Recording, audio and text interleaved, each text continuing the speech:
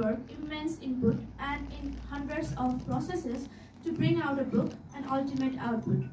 Mr. Basnet has dared to give birth to clouds, literally the composition of air and water, symbolically the idea of clear thinking and emotional purity.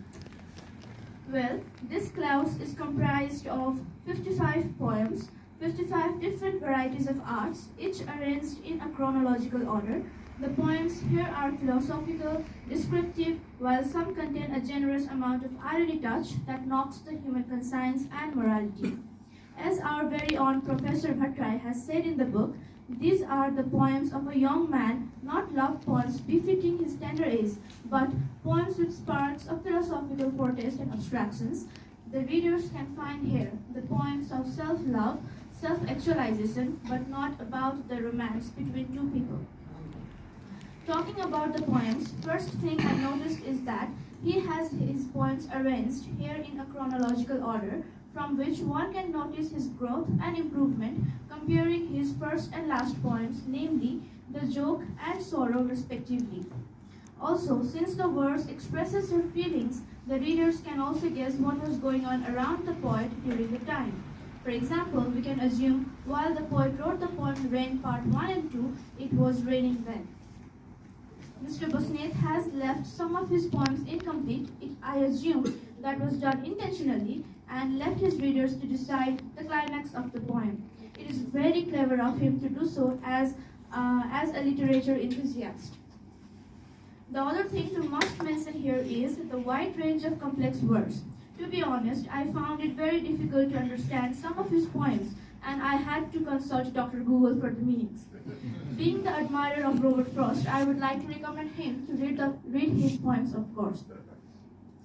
There is no doubt the poet has very strong knowledge of vocabulary, but I'm afraid the book might not be desired and loved by the people who prefer simple words with a very powerful meaning. I would like to suggest to the poet to use simplified words so that everyone reading your articles may easily understand what you are trying to depict. One of the most loved Nepalese poets of today's generation, Mr. Navraj Parajuli, uses simple words, simple terms, but his poems are so much powerful. I had expected Clouds to be the collection of such poems with light words and heavy meanings.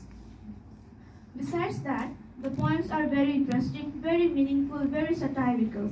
I agree to what Professor Bhattrai has said. The poet sees life very often philosophically and finds the volatility and ephemerality of human existence. The concept of ephemerality has been repeated in this book. Transient life, suffocation, they all are weary, etc. are some of the examples. Some of the poems have moved me so much. Race of Life, The Joke, Oxymoron, Wishing I Was Gone, Struggles, etc. are the poems where I find bittersweet symphonies of life. These poems depict the bitter truth of the society, the real meaning of life, and everything that is so true, but people do not accept this truth.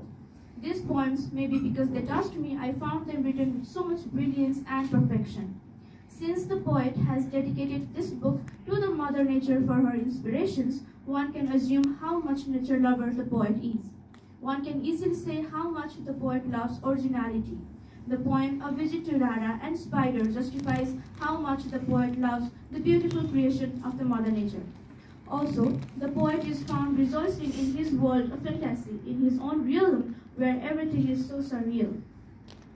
The poet, through his poems here, takes his readers to different phases of life, showcasing the wonderful moments of childhood, struggling phase of youth, and inevitable truth of the old age. According to him, time is the eternal fiend, the killer of joys, usher of sorrows, inescapable, inevitable.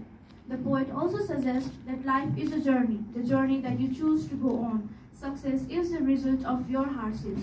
People get caged and bound by their own choices and etc. I would also like to recommend him to read some of the poems by Robert Frost, Maya Angelou, and Paul Laurence. Having said that, I would like to end my part of speech here, wishing the poet all the luck. Thank you.